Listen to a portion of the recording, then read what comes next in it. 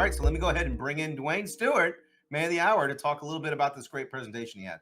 Hey, Dwayne, how you doing today? Hey, good morning, Jonathan. How you doing? I'm doing good. I'm doing good. Thank you so much for jumping on with me. Thank you for that great presentation. And thank you for really taking on version 3 this year. And really, you did so much. You took on the learning curve. You took on this presentation. We can't tell you how much we appreciate that and all of your time. So thank you so much for that.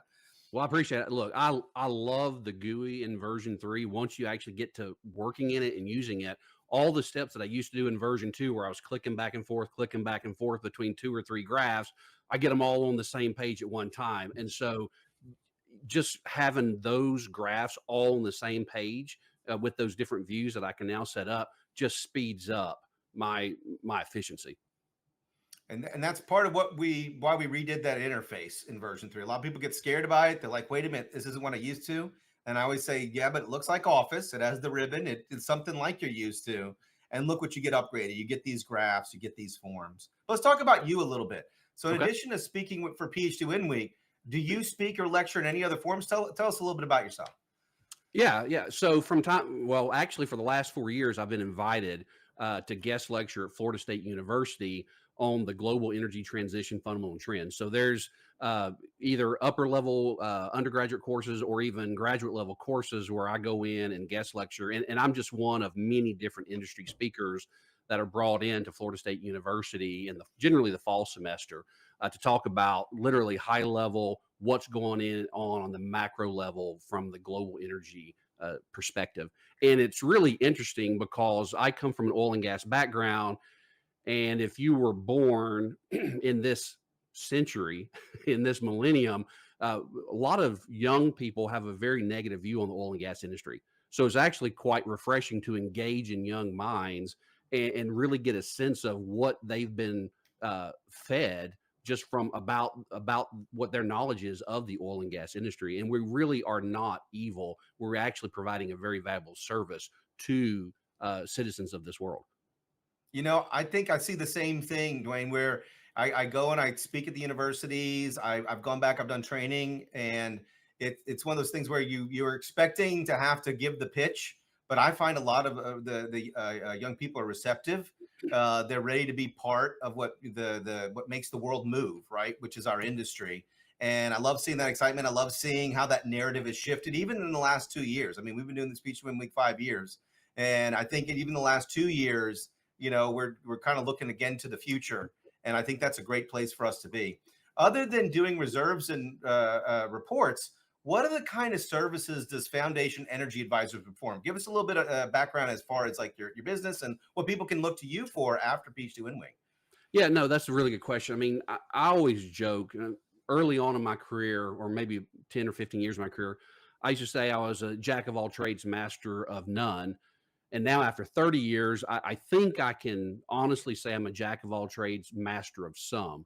And we provide our service. We cover a broad swath of expertise in the upstream E&P sector. But recently, kind of the 2 areas that we're seeing the highest demand for are A&D screening and litigation support. And with respect to A&D screening, we help clients identify acquisition targets, bolt-on targets that are specific to what their seriatums or their box or their outline or their guidelines are. With respect to litigation, I'm presently involved in cases spanning from as far south as Texas to as far north as North Dakota. Oh, wow. Oh, wow. So, I mean, speaking of North Dakota, did I hear correctly that the FEA is involved in a major case up there? Yeah, Foundation Energy, my firm, we are the subject matter expert on a case pending before the North Dakota Industrial Commission, or NDIC. And part of the NDIC, one of their divisions, their oil and gas division, has posted a hyperlink. If you go to the North Dakota Oil and Gas Division website, their homepage, our case is posted front and center. And out of the 30,000+ cases that they've had, this is the first time they've ever posted a case to their homepage that we're aware of. And so it looks like my client's case will be the seminal case for section line wells or lease line wells as they are handled in the state of North Dakota. Well, there we go. Well, there we go. So if y'all are looking for an expert in North Dakota, offshore, international, reach out to Foundation Energy Advisors. Dwayne's here to help you. And if you go to our website, PHDwin.com, we have the links for all the speakers. There's a form on there, and we'll make sure that any questions or comments gets over to Dwayne. And as I said, I'll be answering any additional questions that pop up at the end of PHDwin Week. One question that's popped up today, though, Dwayne, and I bet you'll know where this one comes from once you hear it. So there's a lot of talk in the industry right now about, auto fitting forecasts. And a lot of people don't understand that there's different ways to do that auto fit. And what you just showed in your presentation, it's really important to look at the different stages of the life of the well. Can you talk a little bit about, looking at things from a full cycle versus finding that last stage, finding, what the importance is of finding what's happening where you're at basically in the lifespan of an oil and gas well? Yeah, I mean, if you think about full cycle, especially these modern completions where they're 5,000, 10,000. Now we're seeing, like, for example, in North Dakota, 15,000, and now we're pushing not just 3 mile long laterals, but some 4 mile long laterals, right? As we're moving down from tier 1 to tier 2 to tier 3 type of rock quality. Those really long laterals will tend to have some sort of choke management or pressure management consideration at time zero. So it's a very transient point. And so when we're talking about decline curves in general and forecasting decline curves for ARPs or even other techniques, they were not designed for transient positions at time zero, right? If we're in the Haynesville, or if we're in the Marcellus, where we're bumping a choke for pressure consideration or drawdown considerations, where we're flat at a BCF a month for 6 months or 9 months or 12 months, again, that's not boundary dominated flow. And so we really need to, when you're using auto forecast and they're fitting projections from time zero on, well, there is no decline, right? You're flat. And so you're going to get, and I've seen, not to call out any particular companies, but I've seen where I'm doing essentially litigation, subject matter expert witness stuff, where we're involved in some of these lease line wells, or what now some people use the term co-op wells here in Texas versus allocation wells, where I'm showing a projection to my clients and they're going, your projections are so much different than this other firm. And the answer is that other firm used an auto fit algorithm and it just projected flat production for 10, 20, 30 years. And I'm like, guys, it's not going to sit there. And sure enough, it comes rolling off. And so you really need to be using more late time. You need to ignore and toss out everything that is before what's really driving your declines.